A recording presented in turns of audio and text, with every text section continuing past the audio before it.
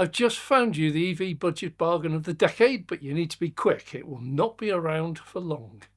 And a few other things might also not be around for long. Stick around to the end for that bombshell. I'm Dave, mystery shopper extraordinaire. This is Dave Takes It On. Many viewers will know that I spent over 15 years as a new car salesman selling brands such as Mercedes, Alfa Romeo, Fiat. Ended up as a sales manager for Opel and Citroën dealerships down in Cornwall, way back in the 70s and the 80s. I can claim to know a bit about the motor trade, and many of the nefarious practices people are outraged about today were already well established before I arrived on the scene. One good practice I sampled on many occasions was that of the mystery shopper. Sometimes it was a single person, sometimes it was a couple, young, old. They arrived like any normal customer, and they went through the entire process, often right through to the point of actually placing an order and even paying a deposit. Well, of course, this was way back in the day before any electronic banking, so the deposit was always a cheque. And in all cases, the order was cancelled within a day or so, the cheque was stopped, and I got called into the sales manager's office, or called the salesman concerned into my office for a debrief. Well, for me, it was a common occurrence because way back on my very first day as a trainee salesman, I was sent out to do just that, to go and buy a new car. I was told that I could not know what it was like to be a customer unless I myself experienced it. And what a horrible experience it was, and generally it still is today. Well, before I even first started this channel, I went out as a mystery shopper to find out what it was like to be a real shopper specifically looking for an EV, and it was an appalling experience. Salesmen at the time knew next to nothing about them and practically forced me to look instead at a petrol or diesel version.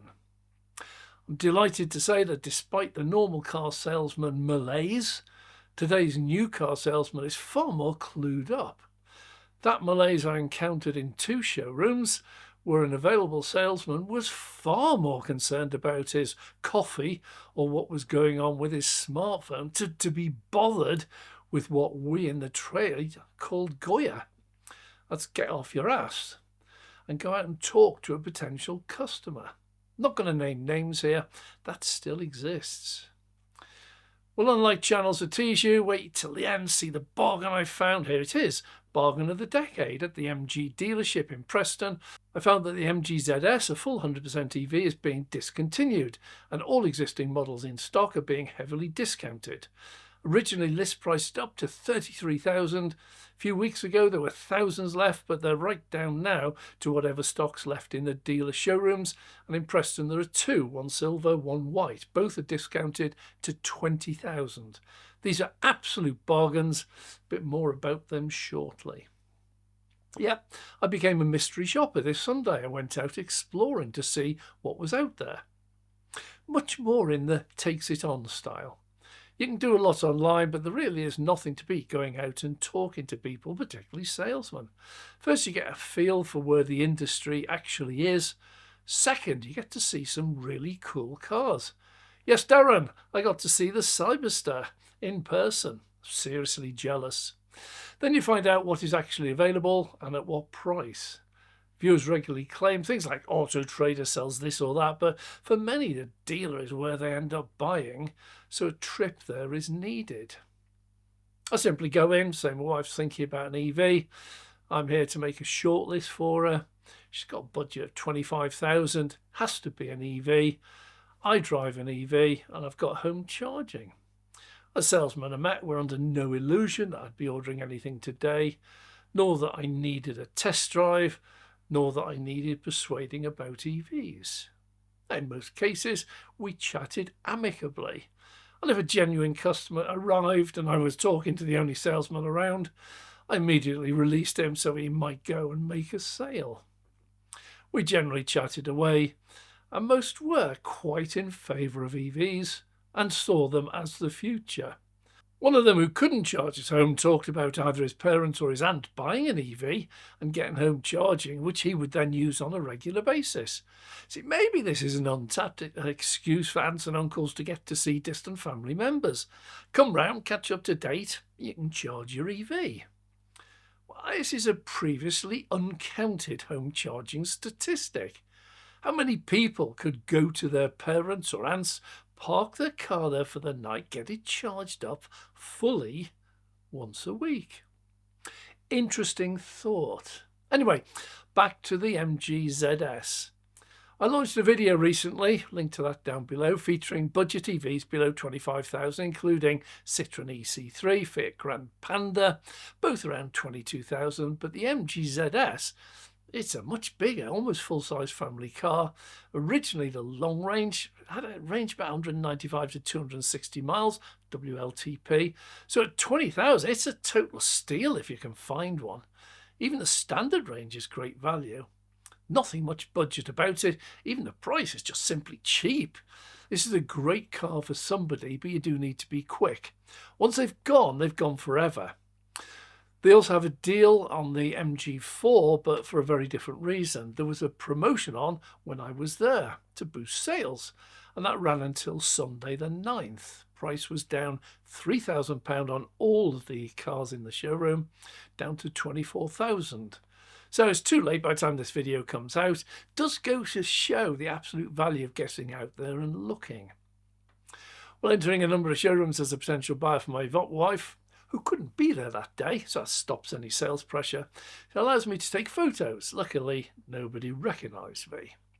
My findings were encouraging, but rather lean. The Renault 5, highly anticipated, but it's not yet in stock anywhere in the UK.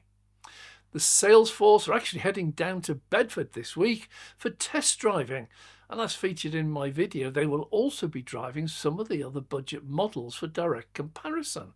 This is a great strategy for the salesman, as it will help them to be able to offer genuine advice to potential buyers. This one's got a bigger boot, that one's faster. The first showroom model is due in at the end of this month and a demonstrator shortly afterwards. Well, the salesman I spoke to was seriously keen, and he reported there's a high pent-up demand for its arrival. But already in stock was his partner car, the Dacia Spring. Partner because Dacia is owned by Renault, well, part owned, as Dacia is also part Chinese and part a few other things. Silly cheap price starting at 15k, but the model I saw was the fully laden model with extra goodies, still only 17k. I was impressed. You can look at specs all you like, but up close it's a real contender for many people. 'Tis exactly to EVs what the Dacia Sandero is to ICE, a good, cheap budget car offering no-frills motoring, and the Sandero took the #1 spot in Europe for sales last year. Go on, have a look. Far too many will dismiss it on the badge alone, some will dismiss it on the range, and for some it will be a real concern. It's not a road trip demon. It will not set the world on fire, but nor will it break the bank. Many cars depreciate more than the purchase price of this car in the first year. As if this wasn't enough, they actually have a few pre-registered ones at even lower prices. 13k brand new. Well, you can expect to see many of these on the roads this year. Well, off to the Hyundai dealership. They have their much-awaited Insta, heavily advertised everywhere, but two major disappointments awaited me. First, there are none to see yet, and second, the launch has been put back to Q2 at the earliest. The price they gave me was 24k, entry level, but they also confirmed it is a small car. Hyundai themselves make a big play in their advertising about how they get so much big car inside, such a small car package outside. So small seems to be the message. Add in the return to NMC batteries, smaller battery pack size and shorter range. I'm beginning to drift away from this model on paper. It will be popular because it is Hyundai. I'm going to reserve my final judgment until I actually get to see it. Now, I do get many viewers ask me why I don't test drive these models. The answer is it's really simple. I'm 6'3" tall. I'm old. I'm overweight with an aching back. I've been spoiled for the last 5 years with a luxury, spacious car. It's got air suspension, Lamborghini-like performance, incredible technology, an extremely minimalist interior I absolutely love, and a fantastic supercharger network that's the envy of the world. I can barely fit into many of the cars that I review, and the ride of some of them feels like a cart, and the performance feels like a horse is pulling it very slowly. To be honest, my opinion of me driving it should be of no interest to you, particularly if you're 5'2" and you do like a firm ride and love loads of switches, buttons, knobs and dials, and you only ever charge at home. Every single review I ever do always advises you to never allow anyone to tell you which car to buy.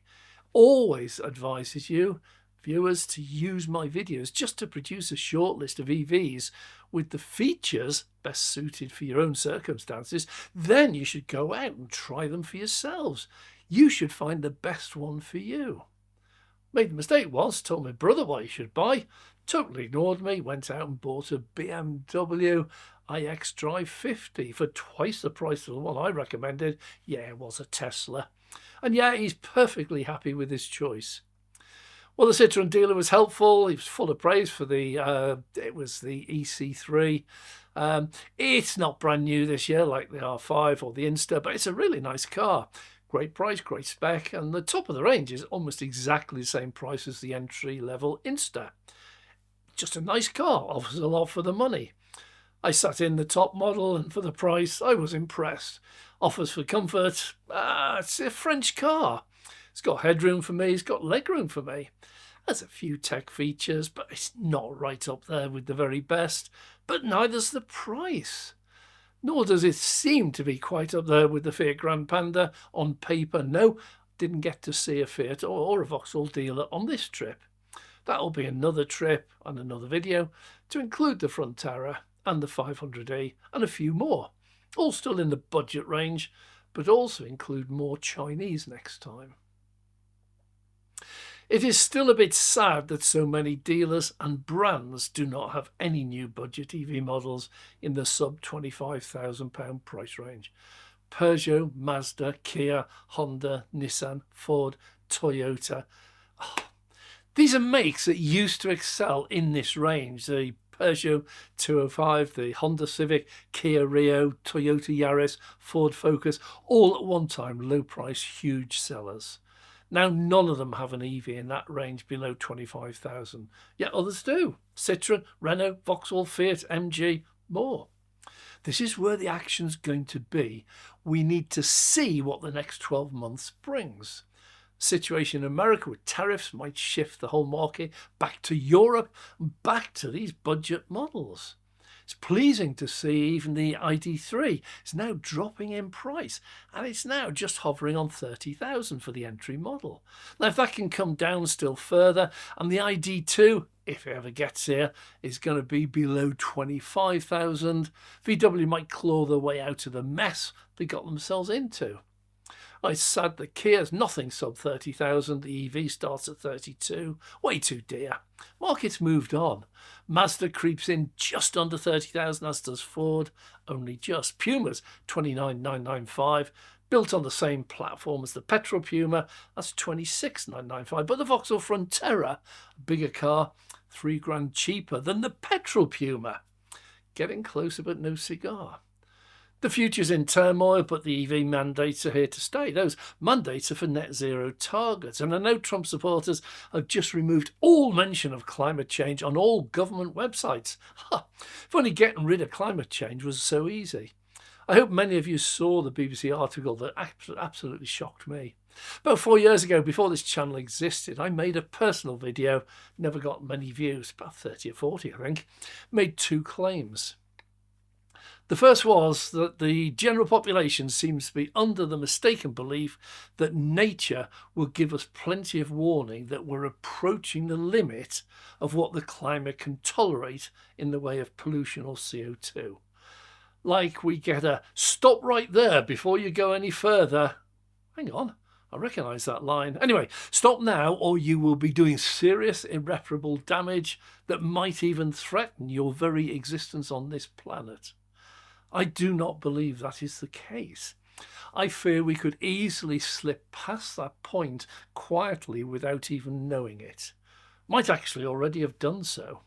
Second, I stated that many scientists still seem to be treating climate change as a linear threat, where change happens more or less on a linear scale that can be predicted quite accurately.